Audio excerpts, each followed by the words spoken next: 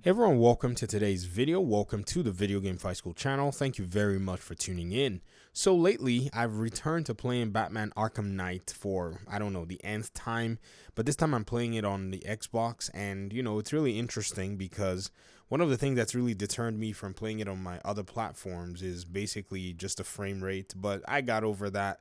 Game still rocks very well, still feels pretty good in the way that it's been presented and all. And there is something that is quite peculiar that I wanted to go ahead and talk about regarding the game and some story and plot points that are very close to Gotham Knights. Now, I'm sure and I'm certain that this is something we've actually discussed or, in a sense, paid a little bit of attention to in the past. And, it's really interesting that it came up again, and it's something that I definitely feel that we have to go back and visit. Now, in the Gotham Knights reveal, one of the really interesting things that we got to see was not only is Barbara Gordon actually, in a position where she's recovered from her past injury, because if you remember in that reveal trailer, there is a wheelchair that's literally right by her in a place that looks like the clock tower. She's listening to this broadcast about, potentially Batman being dead, and that's something that we got to see. Also, they talk about Jim Gordon being dead in the game in terms of the characters. Now, here's the really interesting thing. Barbara Gordon is kind of an iconic character, and even in the Arkham Knight game, she was in a position where she had gone through that injury. The game was actually in a story or plot point where the entire story and narrative was in between her injury and her eventually becoming Batgirl, which was a DLC, a matter of family. Now, what's the peculiar thing here is Warner Brothers Games Montreal seemed to be using this as a plot point as well in their rendition of Batgirl, which adds a little layer of complexity that I'm not necessarily certain was necessary if they really wanted to make Gotham Knights its own original game. The timelines already feel really close, if you ask me. I mean, it's just really weird. Or let me not say the timelines. Let me say the plot points feel really close, and it's really challenging to separate both timelines, even if you try your very best, because it just seems like one of them is wanting to harp on the other one.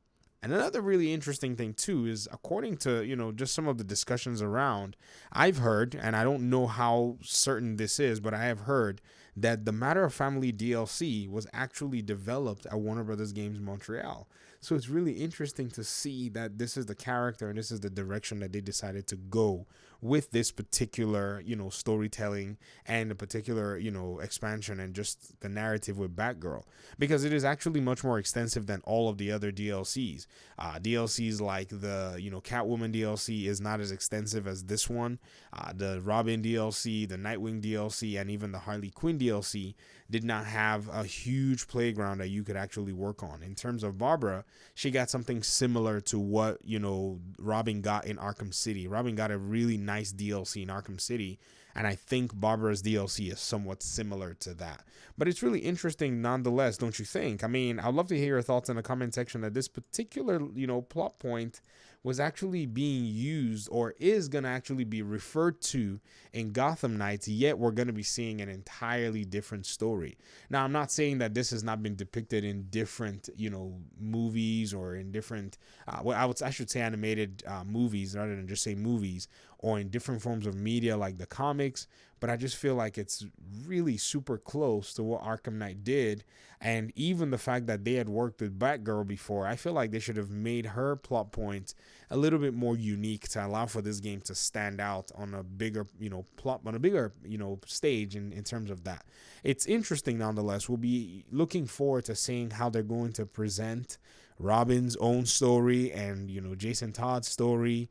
I guess that's something that we really, really have to take, huge notice of. And also Nightwing's story. I don't know what plot points they're going to use. Maybe some of the stuff that's related to the, Court of Owls.